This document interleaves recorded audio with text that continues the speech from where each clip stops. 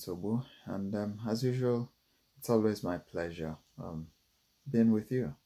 And so today I am going to be, I don't even know how to say it. Should I say I'll be a little hard on ourselves, particularly the youth?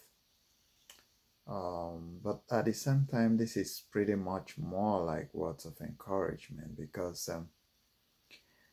I see the tempo going down just because of the judgment of the Presidential Election Tribunal that has, as a matter of fact, left the entire nation wondering if all the while our parents have been paying our school fees, if we actually learned anything, beginning with the understanding of English language, words, to common sense. And I'll tell you something. I really do not care what direction the judgment goes. What I care about is my country, Nigeria. What I care about is a leadership that will propel us to greater heights. What I care about is the sort of political environment that would encourage the growth of democracy. And recent events have not given hope to the ordinary Nigerian when you talk about democracy. We are looking at things that are playing out in other West African nations. And we are thinking that as a large democracy, we are immune to the same thing.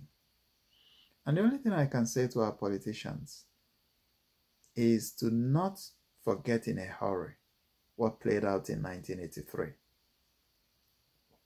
when the military led by then Major General Muhammad Buhari overthrew the government of Shehu Shagari. It started with impunity. It started with politicians living way above their means. It started with politicians squandering our common wealth. And today we are experiencing worse situations.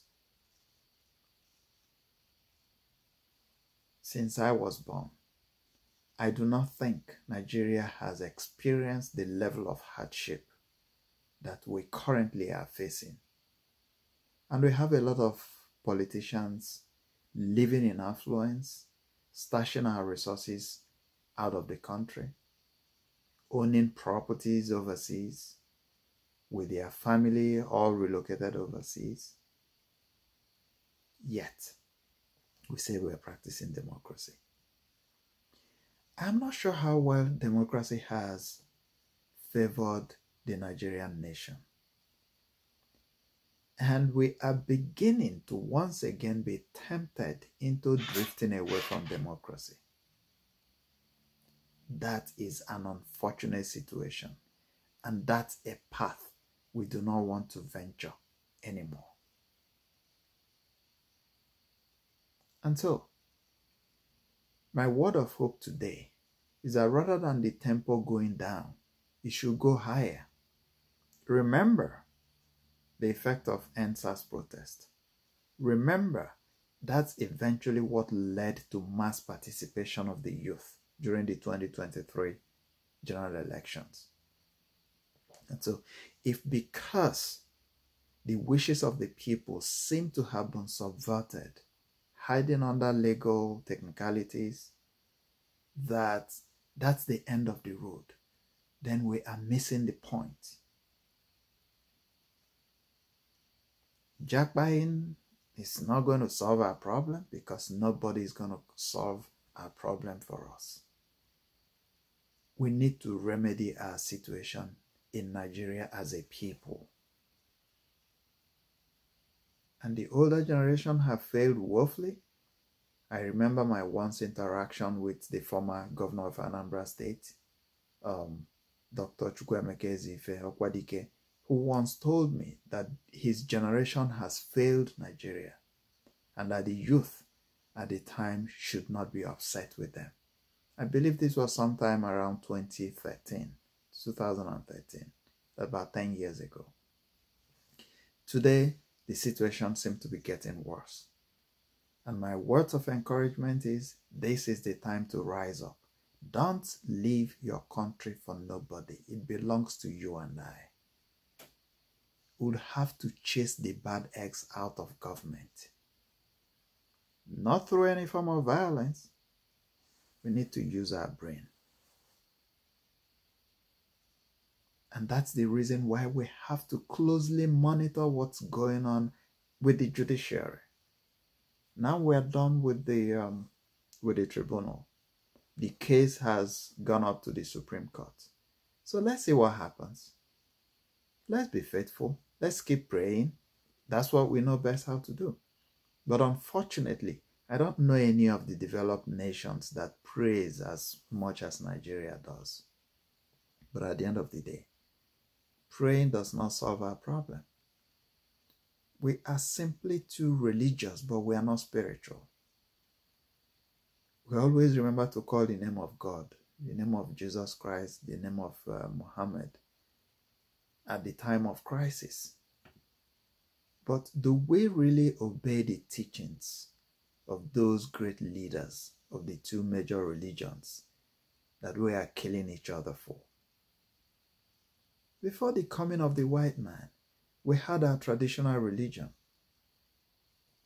And if we are to abide by the tenets or dictates of our traditional religion, trust me, Nigeria will be better. Don't get me wrong. I'm not asking anybody to jettison Christianity or Islam, but at the end of the day, I haven't seen how much these two religions have done to uplift the people. Our pastors are all flying around in private jets. They ask you to pray that one with God would never have a bullet pierce through his heart.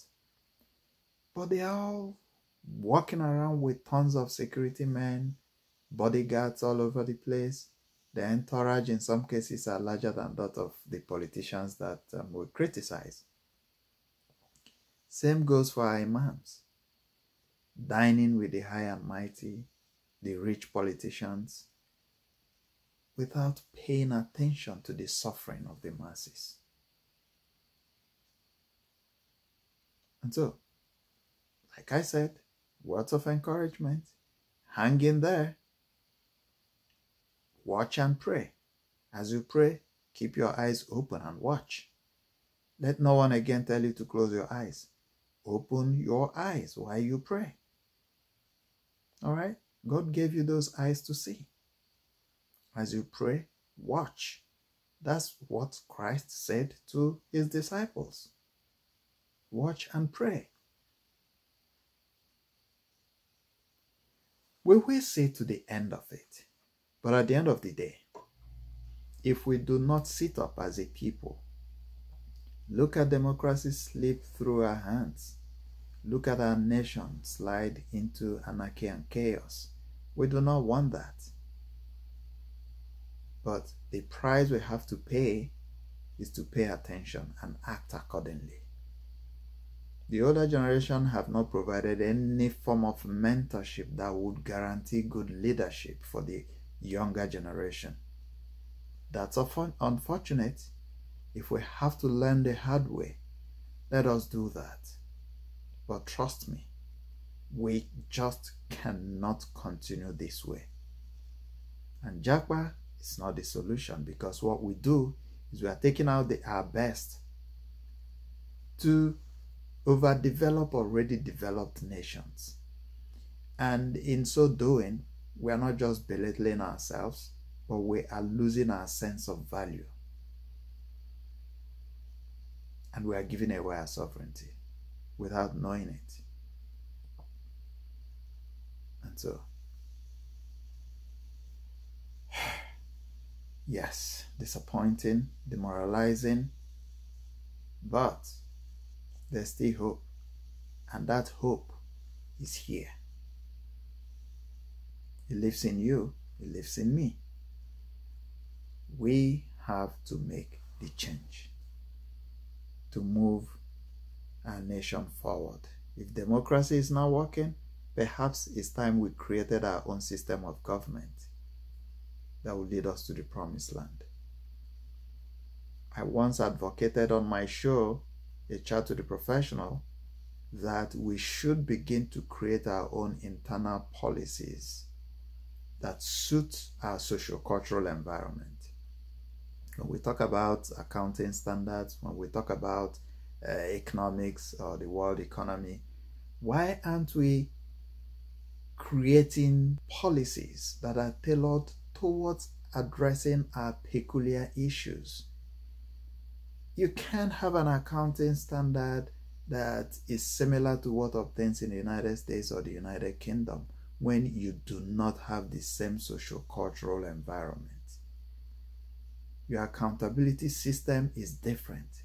In Africa, and in Nigeria in particular, the family and extended family pattern of living makes nonsense a whole lot of international standards that we are domesticating that cannot lead us anywhere. But like I said, I'll be coming your way again soon so that we continue to address this issue together. And I need you to be involved in the conversation. I need you to put down your comments. Let us know what you want us to talk about, how you think we can address our situation to ensure the involvement of every Nigerian in creating a new Nigeria of our dream. And so till then, I remain yours sincerely, Martin Sogbu, saying stay blessed, and I'll see you again.